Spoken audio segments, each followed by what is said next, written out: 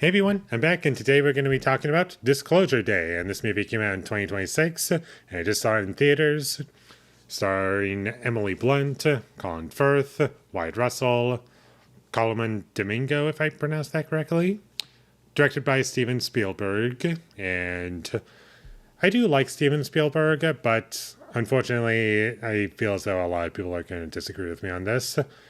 I prefer his movies from the 20th century as opposed to the 21st century movies that he's released because those ones just don't connect with me very well. And honestly, if his 21st century movies were the only movies that he released throughout his career, I would not put him on best directors of all time list really at all. He has a couple interesting movies, and that's about it, like AI, Artificial Intelligence. That one I liked. I liked Bridge of Spies. I remember liking The Post and Ready Player One when those came out, but I have no idea how they're going to hold up if I were to rewatch them. And I didn't watch his remake for West Side Story.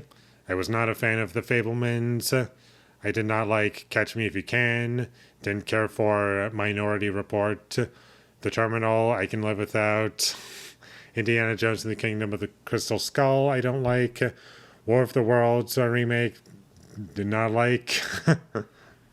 Warhorse was terrible and just really, really boring. And I think that's everything that I've seen from the 21st century.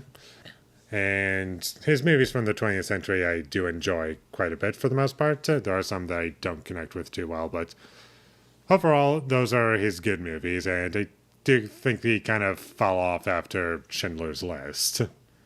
But still, I do feel as though there are some good things in this movie.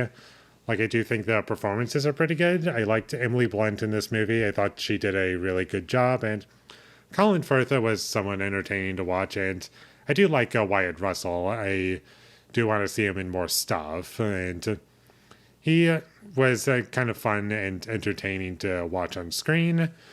And this movie ultimately has three storylines, and one of them I find to be boring, another one I find to be annoying, and the third one with Emily Blunt I find to be just kind of cheesy. And the annoying one is with Colin Firth, because he's just doing things that I just find to be really cartoonish and stupid, and I just can't get behind his character. And the movie has a lot of cheesy moments, and sure, you could make the argument that it's just trying to have a certain tone and it has a vision of what it wants to do. And sure, I can understand that and can get behind that, but unfortunately, it's just not in service of a movie that I connect with. I didn't like any of these characters. I didn't find them interesting, nor did I care about the stakes in the story. And I'm not going to spoil as to what the movie is about, but for me personally, I do feel as though the outcome of the movie doesn't matter because it just isn't that interesting to me. And I just felt as though I was watching a worse version of movies that I would much rather be watching. Like, it's a kind of a mix between One Battle After Another and Men in Black to some degree.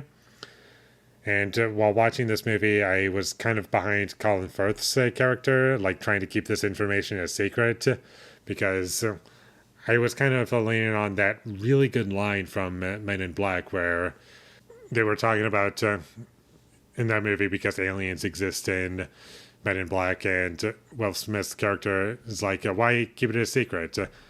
People are smart, they can handle it. And then Kay says, a person is smart. People are dumb, panicky, dangerous animals, and you know it.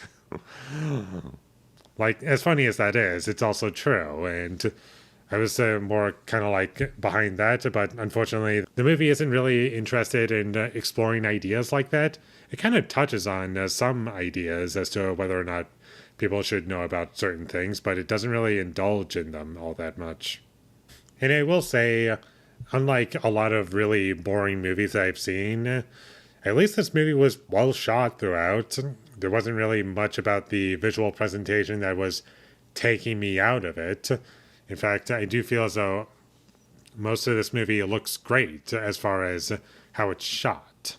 And this movie is 2.5 hours long, and it feels it to me. Like, 10 minutes into this movie, and already I was, like, checked out of it, and I didn't care about anything. And it also kind of opened up in a weird place where normally it would have a character just be thrown into this situation that they have no idea what's going on. And sure, we do get that with Emily Blunt's character, but it opens up on a random guy who is kind of simultaneously introduced to this stuff, but that was way before this movie started, and it was just really hard for me to connect with anything because there's very little for a specific character to learn.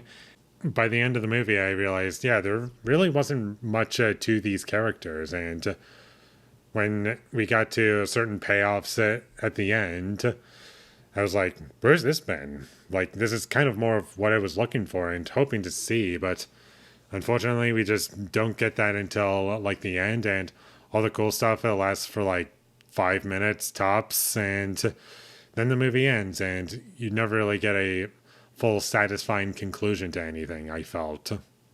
The music was composed by John Williams, and I was kind of disappointed. I barely noticed it. It wasn't memorable to me. It was just there, and it kind of just felt like he was just going through the motions, honestly. Like, there was nothing about it that was terrible necessarily, but at the same time, it just kind of felt familiar. This movie does kind of feel familiar to previous Spielberg movies that he's made. Like, Close Encounters of the Third Kind is one, and to some extent, E.T., I guess.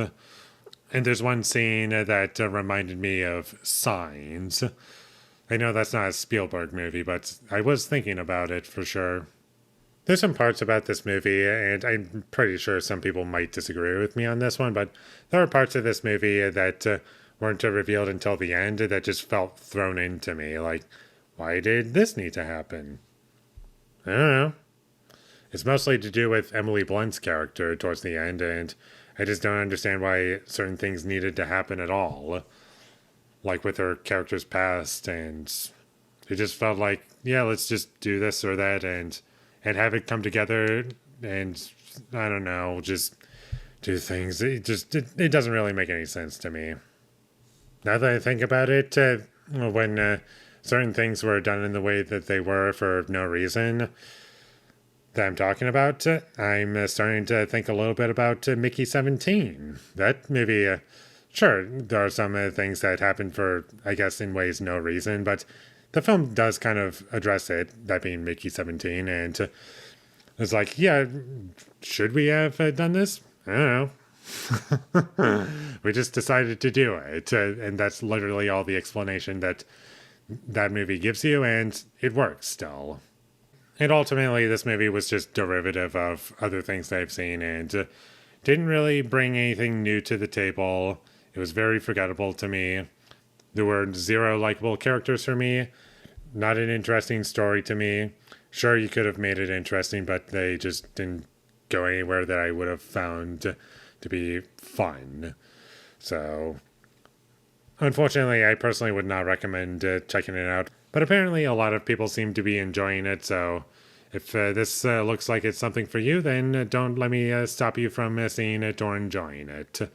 So, with all that being said, I'm going to give Disclosure Day a 4 out of 10. Thank you for watching my videos. As always, if you enjoyed this review, be sure to leave a like and comment down below you thought of Disclosure Day, and my social media links, they will all be in the description, so follow me there. And last but not least, subscribe to be a part of Foley Nation, and I'll see you when I get my next review up, and that is going to be for Send Help. So look forward to that, but until I get that up, thank you for watching and have a great day.